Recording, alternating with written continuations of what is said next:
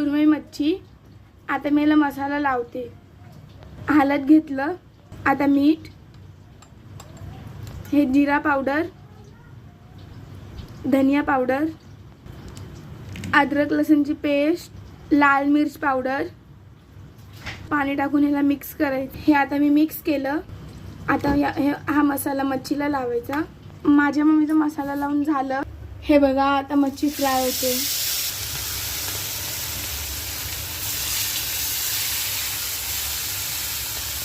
हे बघा हे मच्छी फ्राय झाली. आता मम्मीचं मच्छी कढी बनवणार. हे सगळं वाटण आहे मच्छी कढई. हे कच्चंच वाटण आहे. आता याला तेलात भाजणार. हे आता वाटण तेलात गेलं. आता मम्मी याच्याने मसाला ऍड करते.